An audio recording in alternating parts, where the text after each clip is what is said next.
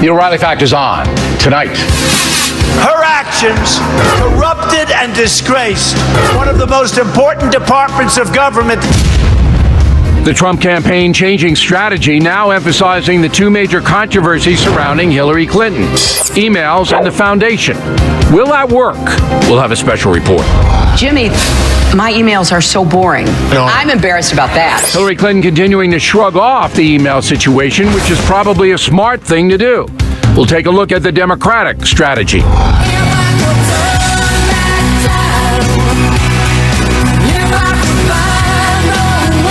Also ahead, some celebrities getting involved in the presidential race using social media. We'll tell you who's saying what. Caution, you are about to enter the no spin zone. Factor begins right now.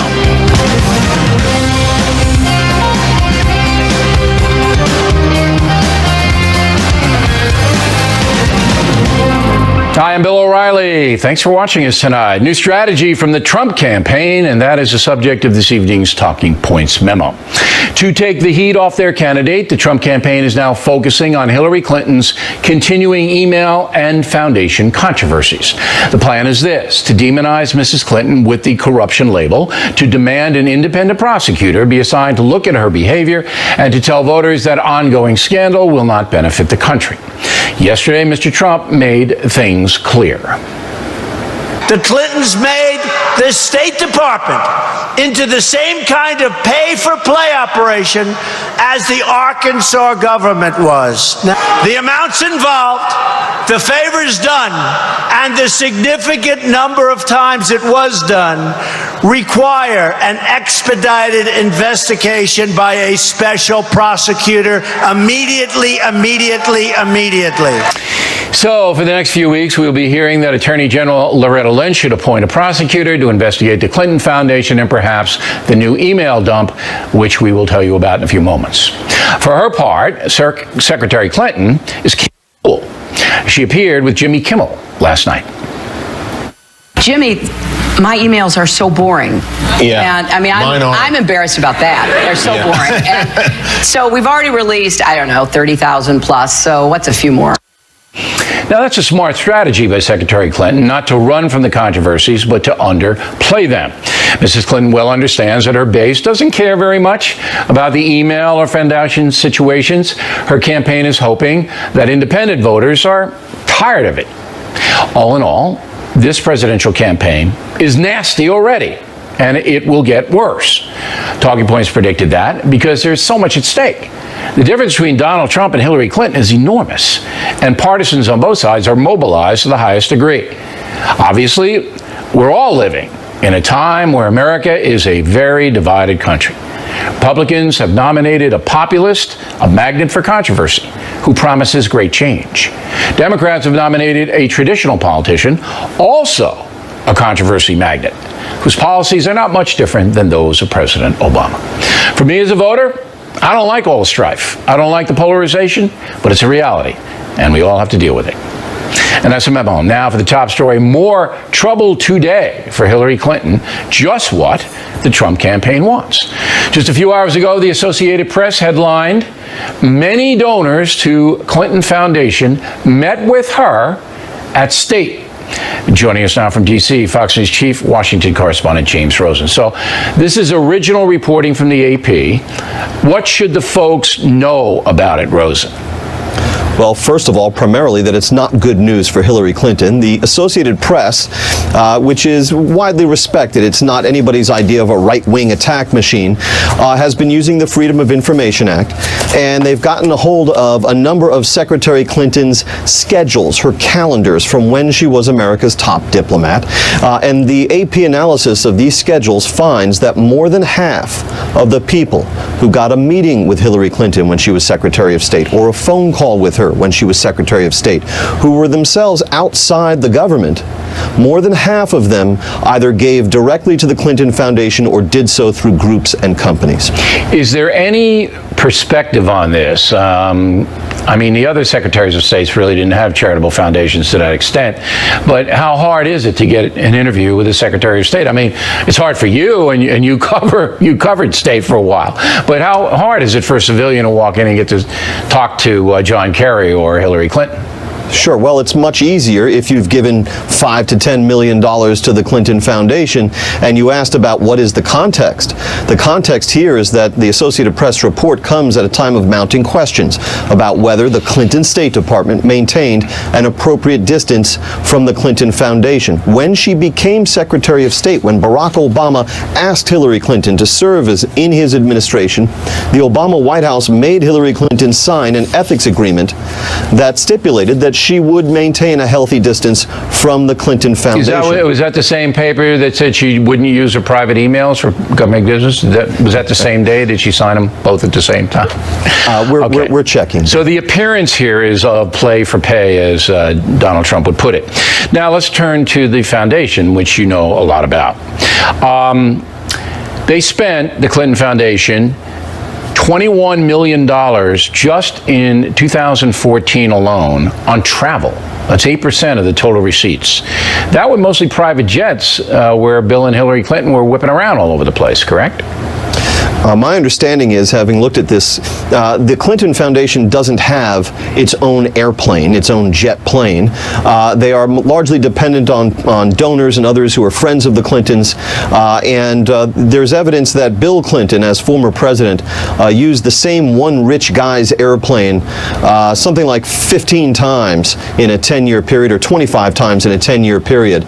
And so, but we can safely assume that no former president of the United States and no former First Lady of the United States has ever really lacked for transportation. Well, they rented their planes, and you know, for security reasons also. He is a former president, and she is a Secretary of State, but that's a lot of money. And overall, Charity Navigator, by the way, which is the watchdog of all the American charities, they don't process the Clinton Foundation anymore because they say it's not in the model of a regular charity. But we do know that in 2014 from the IRS that 79% of the donations were used on charitable purposes. That's low. There's another estimate that puts it closer to 88%, but there's no question that the Clinton Foundation was able to operate for a long time without really close scrutiny of what it was up to. And now that scrutiny has come, and now we see former President Clinton himself saying that if his wife is elected president, he'll step down from the Clinton Foundation. A lot of things will change. They won't accept corporate and foreign money and so on and so forth. The Boston Globe has already called in an editorial last week for the Clinton Foundation to cease accepting funds immediately, and if Hillary Clinton wins the White House, to shut down altogether, because, as the newspaper put it in its editorial, the foundation is just too much of a conflict of interest for comfort. Okay, but they're not going to appoint a special prosecutor. Loretta Lynch won't do that. Doubtful. Yeah, it's 100%. It's not going to happen. President Obama didn't want that. He doesn't want to go against his own party. Now, on the email front, we have his illegal analyzing what this Judicial Watch thing is. But is there anything new on that? Because, you know, the voters have got a headache on all this foundation email, and, you know, every day there's something else. And then, you know, Hillary doesn't seem to be that concerned about it. Anything new on the email front? There is lots that's new on the email front. The FBI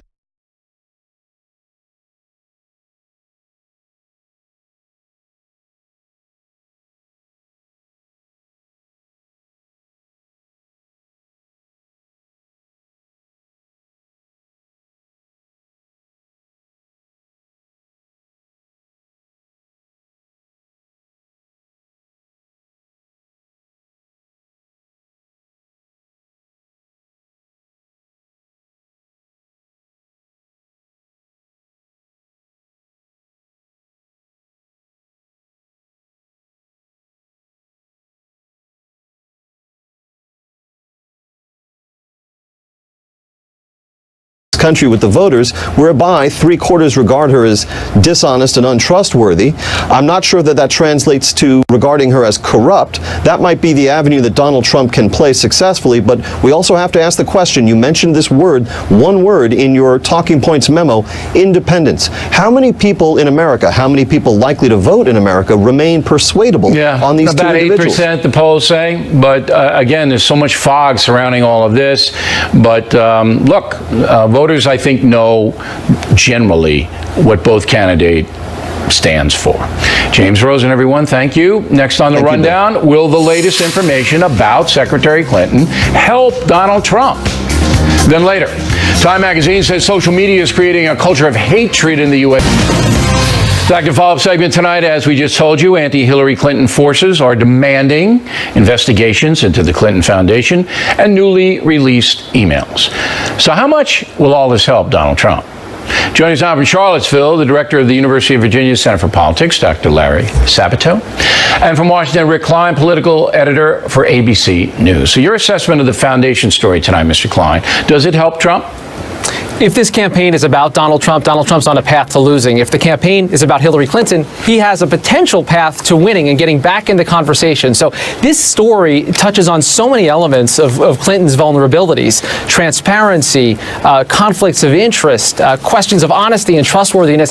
All of those have tentacles that reach from this story, and it's a story that's going to develop over the next couple of months before the election. So I think Trump is smart to focus on it and to pound it through as many different avenues as he can in as many different ways as he can before November 8th. All right, just to reiterate, Doctor, the headline in the Associated Press is about half the people who were granted interviews with Hillary Clinton, one-on-ones, donated significant money to the foundation. That doesn't look good, does it? No, and this is a legitimate issue. The emails are legitimate. The Clinton Foundation's legitimate. The question I have is how many people are even persuadable at this point? 8%. There are very few undecided voters. So I don't know what Trump gains over the long run except whipping up his supporters and maybe increasing their turnout.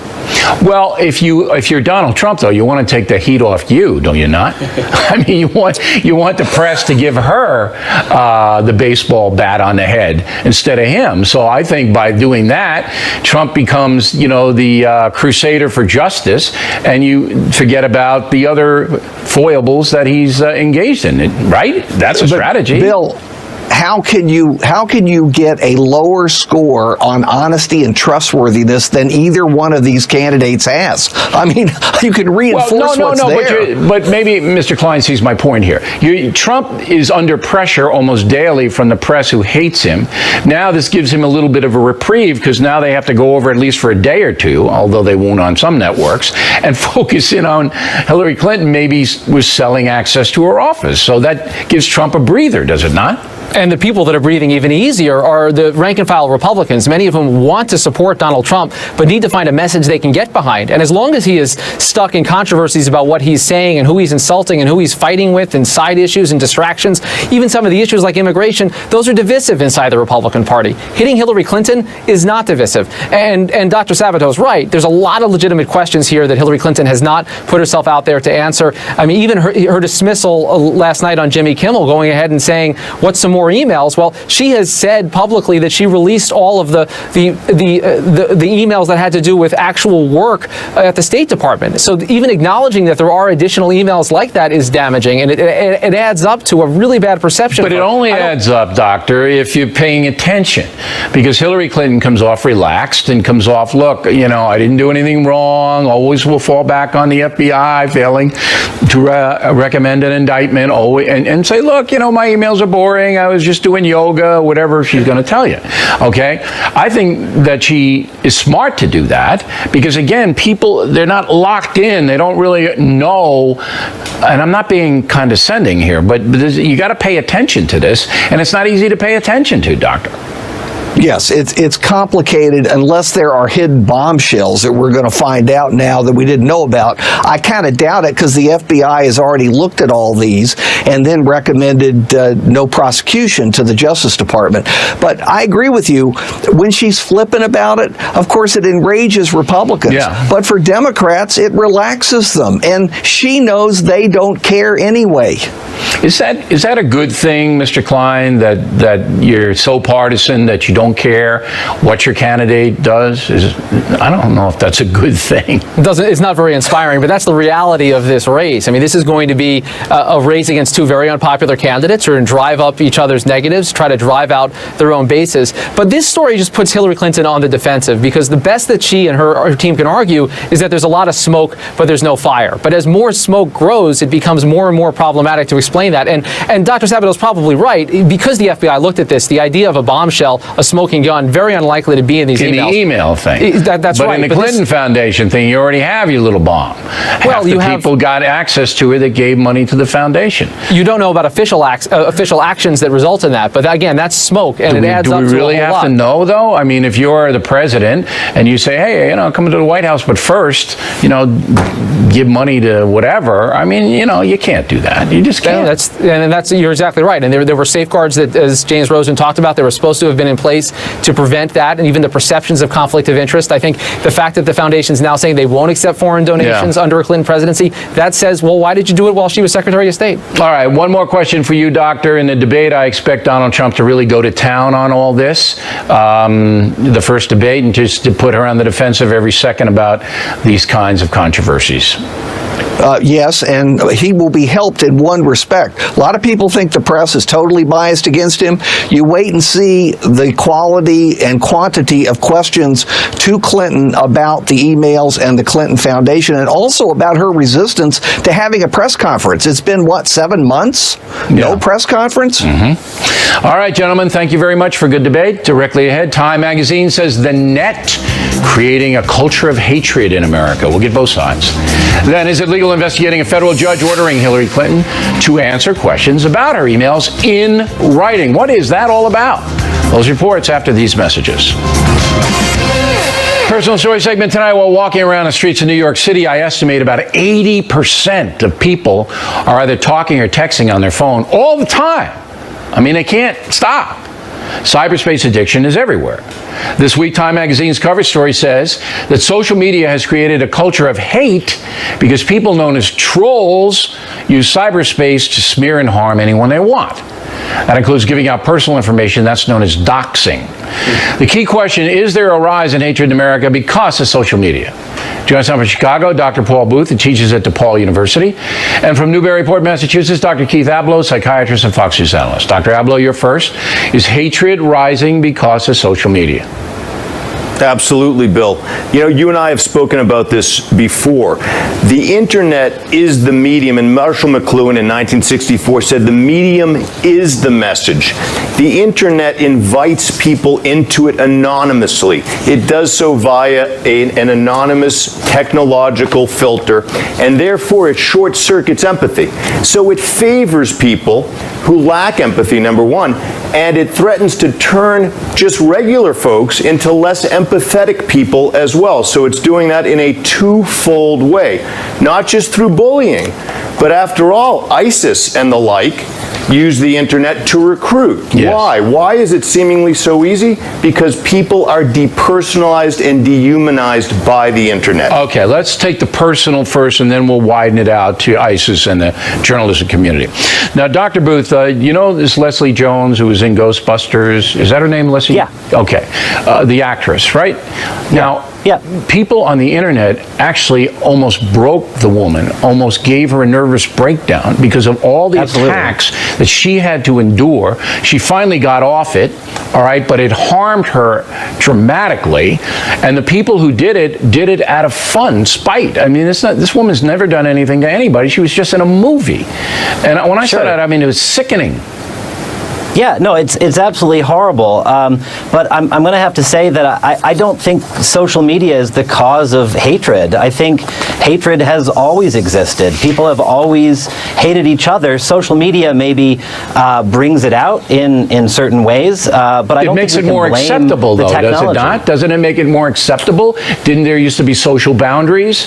And now I think there are still social boundaries. How? I think when you can destroy a human being on the social media, actually destroy somebody? Where's the boundary in that, Doctor? Well, there's certainly, and I'm not saying that there aren't exceptions to this. I'm not saying there aren't cases where people take it to the extreme and act horribly. Of course there are. It would be ludicrous to say that there weren't. But social media itself is not the problem. Social media can be used for incredibly positive things just as much as incredibly negative things. That's true, but I think you're diminishing the problem. Dr. Abloh, trolls in Norway are little leprechauns that run around. Okay, that's what it is. But on the internet, they're vicious people who go after, and will probably be trolled tonight, individuals, smearing them in the worst possible ways. And there's no regulation. They can't stop it. They can't stop it, and respectfully, what Dr. Booth misses is that there's plenty of data suggesting that people who use social media more suffer psychological problems more, and one of them is a decrease in empathy and a lack of connectedness. Remember, the internet cut its teeth on adult entertainment.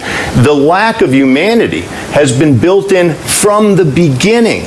This coaxes people to be less human. There isn't a person alive who's more human because they use the internet or social media more. It's psychologically impossible for that to be the case. Even if they're getting, as Dr. Booth points out, if they're getting information on it, if they're communicating with old friends on it, I mean, that seems to be something that's positive. But I get your point. See, my main point is this, that there's so much garbage on it, and that garbage finds its way out into the legitimate media. I mean, and with the destruction of Gawker, thanks to the heroism of Hulk Hogan, I mean, one's down, but there are 50 to take their place, Dr. Booth. And now we're having mainstream media quote this stuff. And so, don't blame me. I saw it on social media, and I mean, it's like nobody's safe. Who's safe, Dr. Booth, from this? Who's safe? Well, I think it depends on how you're defining safety here. Whose reputation is safe? Whose? Well, anyone's reputation is safe. No one's. Of course, people's reputations can be safe. How? If somebody chooses to destroy you, about the idea here that somehow social media is becoming the downfall of civilization. Every adult entertainment made the VCR. Adult entertainment made the graphic novel. Adult entertainment made. Those are different things now. When a woman like Leslie Jones gets the pain inflicted on her, I'm just staggered. All right, I'm going to give Dr. Abloh the last word. Go. Listen, Facebook, for instance, courtesy of Mark Zuckerberg, turned every Facebook user into a liar. Why? Because it asks you to present the happy face, to have 4,000 friends, and they're not. And the extension of that is simply that it allows big liars to lie in very vicious ways. We have no way to control it. And Dr. Booth is being an apologist for it in this case. I'm not going to go that far. I respect the doctor's point of view, but children bullied on the internet, bullied on social media, children, high school kids, it's staggering. I can't see that everyone on Facebook is a liar. It doesn't make any sense. Right. There's almost 2 billion people on Facebook. It's easier. A third of the world are liars. Let's compliment. It coaxes them to lie. It's easier to lie. Gentlemen, thank you for a very provocative segment. Plenty more ahead as the Factor moves along this evening. Some celebrities using social media to comment on the presidential campaign. We'll tell you what they are saying. Then, is it legal on a federal judge ordering Hillary Clinton to answer email questions in writing? I hope you stay tuned for those reports. Campaign 2016 segment tonight, celebrities involving themselves in the presidential race. As you may know, they tilt heavily towards Hillary Clinton. Joining us now to explain further, Fox Business Network anchor Melissa Francis. So we gave you an assignment to look at social media and what the celebrities were saying about the presidential race. So I understand that Cher, and I like Cher, I have to confess, I've spoken to her a couple of times on the phone. She's really interested in children and all that. But she's kind of out there, huh? Well, yeah, she really took the cake, in my opinion. So she was tweeting on August 9th, many people say Donald Trump wears Oompa Loompa Depends and fills his huge belly button with cheap caviar. Really? I'm not saying it, but some people see, that just makes my point in my last segment. Right. I'm just putting it out in front of millions, but I'm not saying it. I wonder, fills his huge belly button with cheap caviar. Is the problem that it's cheap? Is it that it's in his belly button? I have no and he idea. didn't eat it? Like, I don't just really. the image makes me unconscious. I don't really. Then we go to Miley Cyrus. You know, Yes. the millennials, right? She's another one spouting lots of wisdom. On her Facebook page, she said, "No more hate and violence. Love is what we need." And But she that's was talking good. about, well, she followed up on Instagram with Trump can't stop, won't stop saying stupid, and then there's a couple words I can't use. And then she says, comparing to women, are you effing kidding me? But that one she uses like But a that little... doesn't sound very loving. No. It doesn't sound loving. It's also some curse words are okay with her and others need little hyphens in them. You know what it is. Absolute insanity. This has gone on for too long. Wake me up when this nightmare is over, please. All right, so she doesn't like Trump. No. What about... Olivia Wilde was a good one. Can I give you that one? Olivia Wilde, she sure. said she's a pretty famous Actress, actress. sure. Yeah, Vinyl, lovely. So on Twitter, she said, "My neighbor just brought over blueberry cobbler just cause, and for that brief moment, I forgot to feel panicked about Donald Trump existing." So she's panicked, Olivia is? She's panicked that he exists. She's Just panicked about Trump. You know, I know Yeah. I can feel her pain because many are panicked that I exist. So I understand that. There was an Yeah. actress, Jessica, was it Alba? Yeah. Who said I was going to come to her house with a shotgun. Really? Yeah. I don't even know where she lives. Yeah. So anyway, No, yeah. J.K. Rowling, the Harry Potter. That what was another good one. So she was responding to Trump was compared with Voldemort, and she thought that was a insult to her character, the villain. She said, "How horrible! Voldemort is nowhere near as bad." They really like to hate on Trump very much. Chelsea Handler. The Trump campaign is about a month away from naming Ryan Lochte as its new campaign manager. Wow. That was kind of funny. But that's That was our kinda she's a funny. comedian. That was a All good right, now joke. the only one, I'm just going to mention this because we have to run. Yeah. Kirstie Alley is the only one who likes Trump, right? Of the Yeah. celebrities, we didn't find anybody else. Got hammered for it. Yeah, she got hammered for it. But if you take your political views from celebrities, do you get your medical advice from Madonna? I get my Madonna? no. I get No. Clint Eastwood. Oh, okay. Yeah, That's if he's the guy. directing at 85, I want my medical advice from Clint. That's why Yeah. I'm taking it. Okay. All right, Melissa. That was fun. Thank you. All right. We come right back. Is it legal? On a Navy SEAL who says he killed bin Laden, and he has to pay millions of dollars in book penalties for saying that. Also, a federal judge ordering Hillary Clinton to answer email questions in writing. Legal is next. Years and counting. Thanks for staying with us. I'm Bill O'Reilly, and here's a legal segment tonight. Two hot topics, beginning with federal judge Emmett Sullivan ordering Hillary Clinton to answer questions about her email controversy in writing. Not this pen, but any pen she wants. Here now, attorneys and Fox News analysts Lise Wheel and Kimberly Guilfoyle. So, Will, this is just so crazy. Nobody can follow this email thing, all right? It just goes on and on. It never ends. But now, Judicial Watch, watchdog group, all right, has filed a suit. They want to know, as citizens of the United States, certain things about Hillary Clinton's email situation, right? Right, So exactly, far? exactly. So the judge then rules in their favor, telling Hillary Clinton what? That she has within 30 days of whenever Judicial Watch gives her these interrogatories, these written requests from their organization Okay. to her lawyers to respond to Judicial Watch about what they want to know.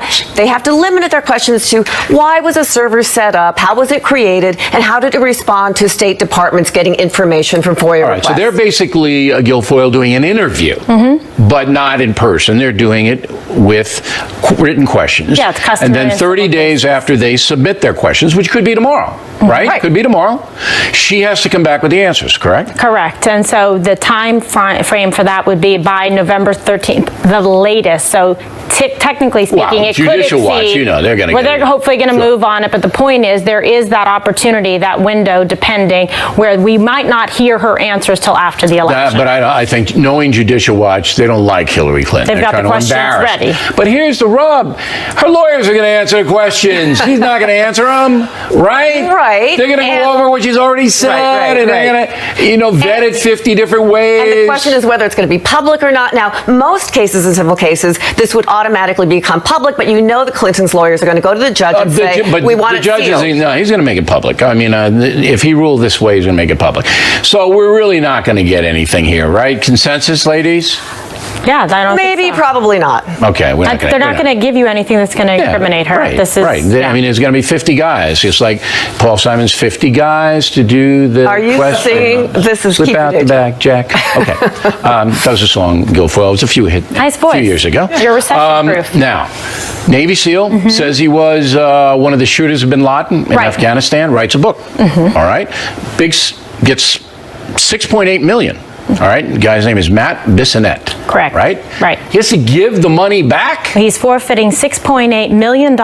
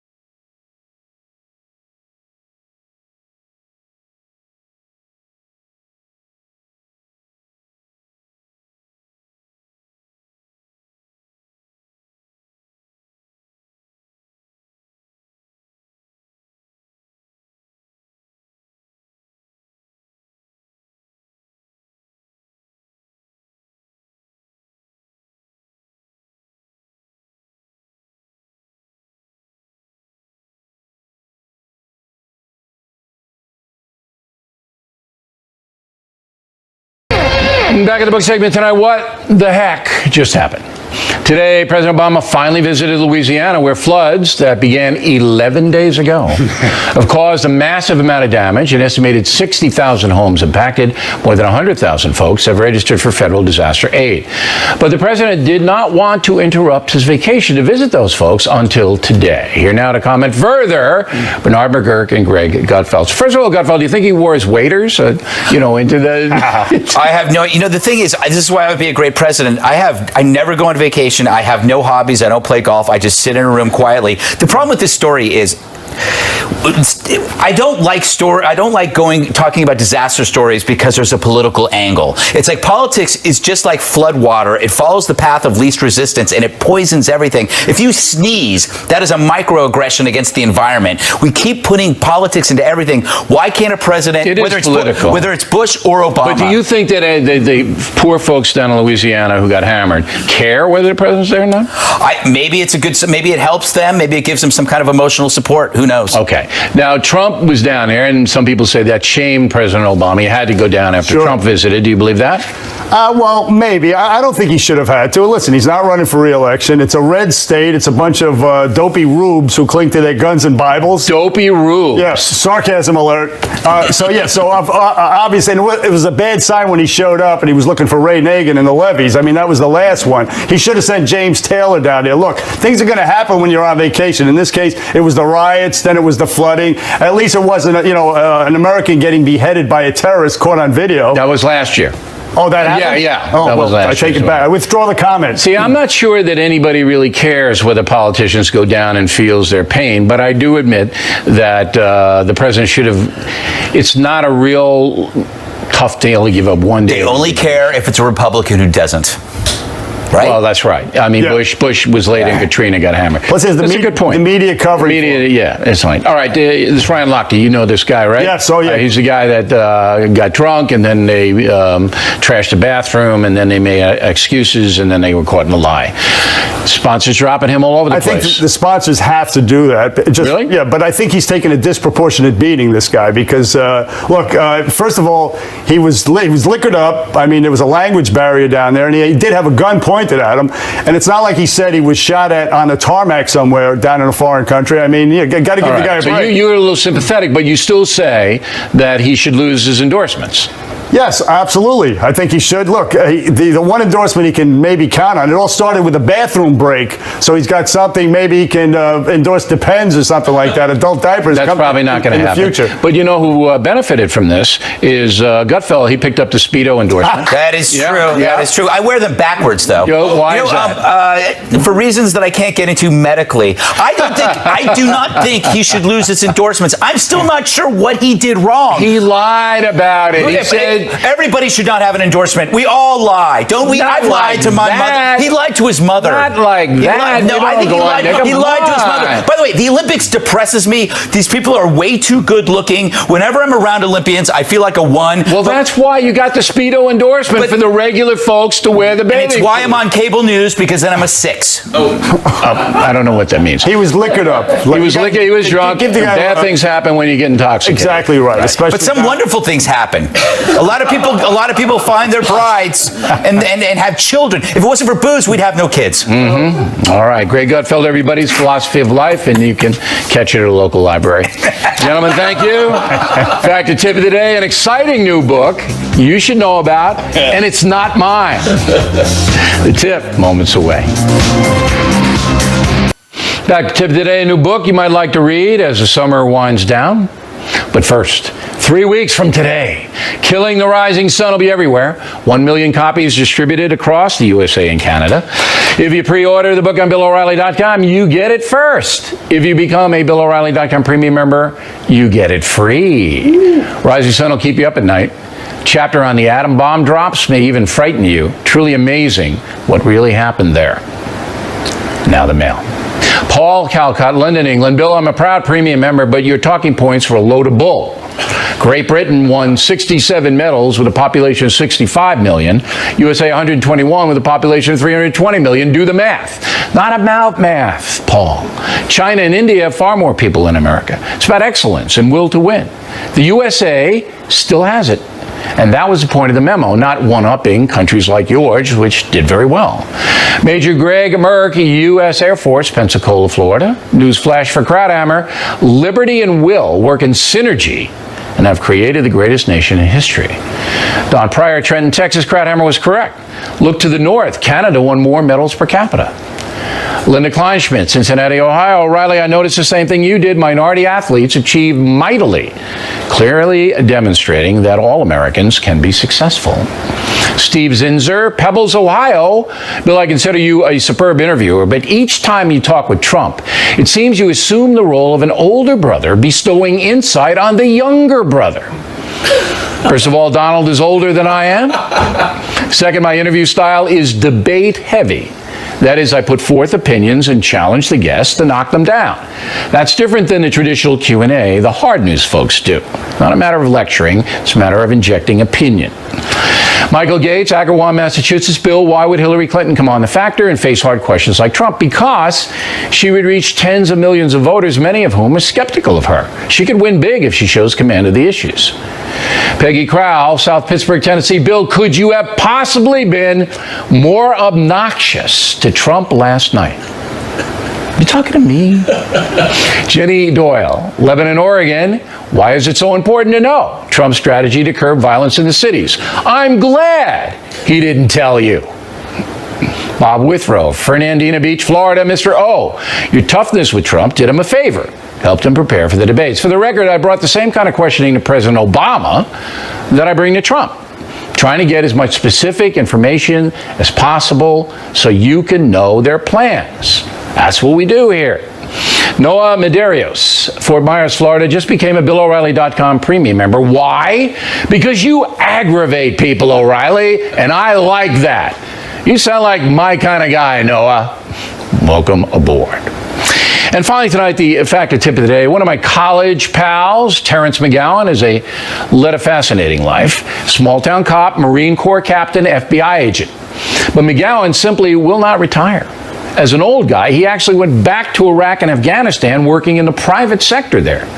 His new book, The Silence of War, an old Marine in a young Marine's war, comes out today. Now, McGowan tells some amazing tales that'll keep you turning pages. I wrote the foreword for the book, even though McGowan doesn't deserve it, but I am loyal to my old friends who write good books. Factor tip of the day, check out The Silence of War. And that is it for us tonight. Please check out the Fox News Factor website, which is different from BillO'Reilly.com. Also, we'd like you to spout off about the factor from anywhere in the world. O'Reilly at FoxNews.com. O'Reilly at FoxNews.com. Name and town if you wish to opine. Word of the day, do not be persnickety. Now, you all know what that means. But there's a traditional meaning to it that you might want to look up. Probably not. Now, excellent weather here in the Northeast. So, I am going to take a few days resting up for the brutal campaign that'll ramp up in September and October. I'm going to be working around the clock on that. We will be on it with our special brand of analysis and no spin facts. No endorsements here, no, favoritism only comes when issues are stronger on each side. That's the only time. So I will miss you guys for a few days. Again, thanks for watching us tonight. I am Bill O'Reilly. Please always remember that the spin stops right here. So we are definitely looking out for you.